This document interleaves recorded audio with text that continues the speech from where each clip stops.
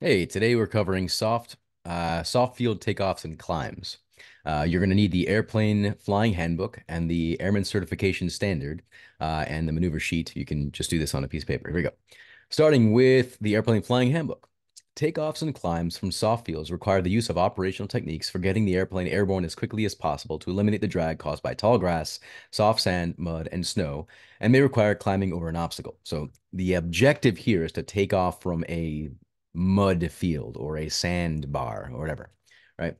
So looking at our maneuver sheet here, we're going to do soft field departure. And the objective is to take off from a soft field and clear an obstacle safely. Okay. The technique makes judicious use of ground effect to reduce landing gear drag and requires an understanding of the airplane's slow speed characteristics and responses. These same techniques are also useful on a rough field where the pilot should get the airplane off the ground as soon as possible to avoid damaging the landing gear. Taking off from a soft surface or through soft surfaces or long, wet grass reduces the airplane's ability to accelerate during the takeoff roll and may prevent the airplane from reaching adequate takeoff speed if the pilot applies normal takeoff techniques. The pilot should be aware that the correct takeoff procedure for soft fields is quite different from the takeoff procedures used for short fields with firm, smooth surfaces.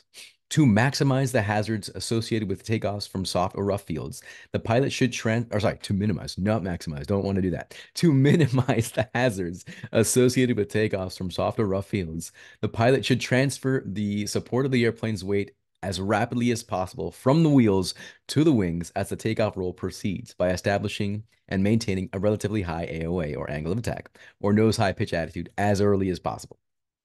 The pilot should lower the wing flaps prior to starting the takeoff, if recommended by the manufacturer, to provide additional lift and to transfer the airplane's weight from the wheels to the wings as early as possible.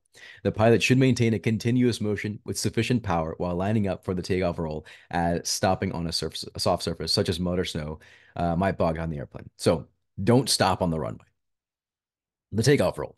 As the airplane is aligned with the takeoff path, the pilot should apply takeoff power smoothly and as rapidly as the power plant can accept without faltering. As the airplane accelerates, the pilot should apply enough back elevator pressure to establish a positive AOA and reduce the weight supported by the nose wheel. When the airplane is held at a nose high attitude throughout the takeoff run, the wings increasingly relieve the wheels of the airplane's weight as the speed increases and lift develops, thereby minimizing the drag caused by the surface irregularities or adhesion. If this attitude is accurately maintained, the airplane virtually flies itself off the ground, becoming airborne but at an airspeed slower than a safe climb speed because of ground effect. So here's your drawing, and this is what I'd like you to draw, right? I'm gonna draw my little airplane here with my little land gear. Oh, look at that beautiful airplane, right? And it's gonna say here we've got the elevator up, and you're gonna accelerate. Cool.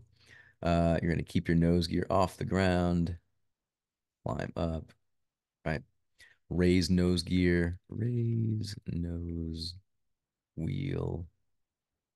As soon as possible, lift off, level off in ground effect. That's key, by the way. You're going to level off in ground effect. You're going to be off the ground. You're going to pitch so you can fly parallel to the ground and then accelerate to VX or VY and then climb out at VX or VY. Okay. So you're going to hold your nose back, get onto the runway, apply power, get your nose off the ground, lift off, and then level off in ground effect, and then climb out once you get to VX or VY. Lift off. After the airplane becomes airborne, the pilot should gently lower the nose with the wheels clear of the surface to allow the airplane to accelerate to a minimum safe climb out speed. Immediately after the airplane becomes airborne and while it accelerates, the pilot should be aware that while transitioning out of ground effect, the airplane will have a tendency to settle back onto the surface, even with full power applied. Therefore, it is essential that the airplane remain in ground effect until at least VX is reached. This requires a good understanding of the control pressures, aircraft responses, visual cues, clues, and acceleration characteristics of that particular airplane. So know your plane. Initial climb.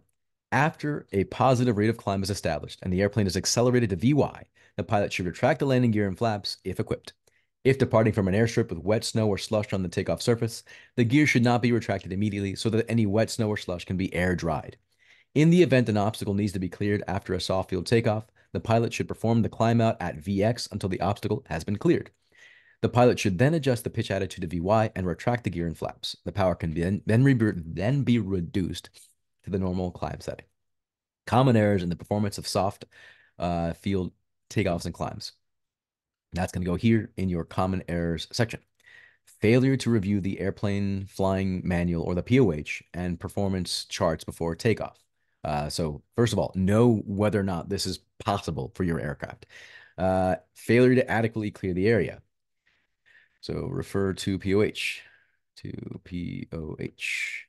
Clear the area. So before you get onto the runway, look, take a look at final. Look at downwind. Look at ADS-B, see if there's anybody in the area, clear the area. Insufficient back elevator pressure during initial takeoff roll, resulting in inadequate AOA. So keep your nose off the ground while you, or like apply back pressure while you taxi onto the runway.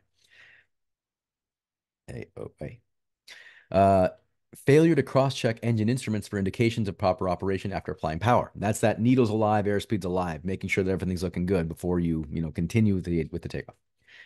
Poor directional control. Maintain that center line if you're on an actual runway, or do your takeoff roll down the center line of whatever runway you're on. Climbing too high after liftoff and not leveling off low enough to maintain ground effect attitude.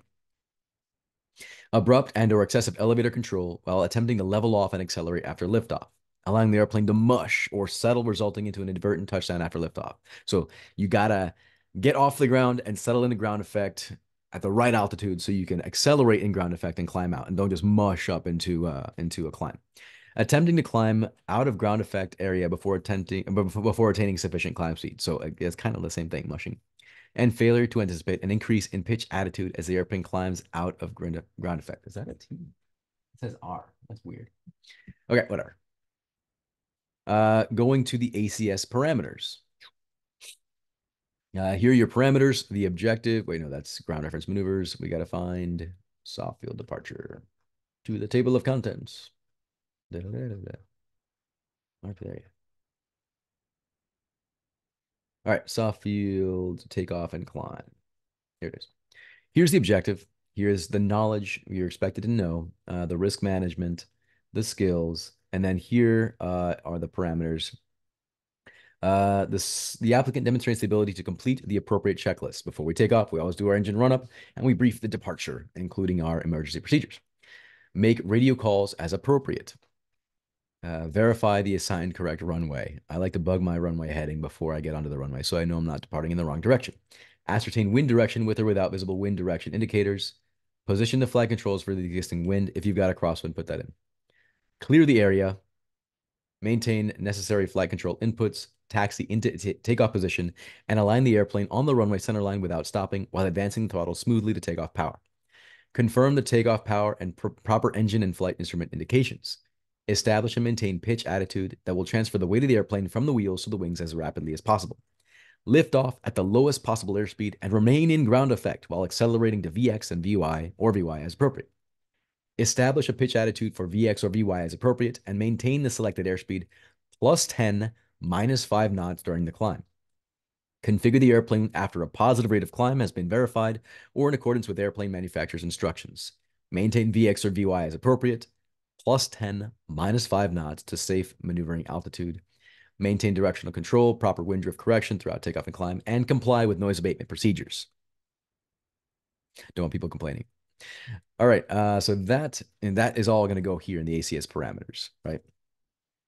And then for your notes, for your particular aircraft, I know that this aircraft tends to be really nose heavy, so I need extra bit of back pressure, or I don't know, whatever notes that you have for yourself, this would go here. But sketch goes here, ACS parameters, common errors, and your own notes here. If you haven't already, go watch the ground reference maneuvers video here. Thanks for watching. See ya.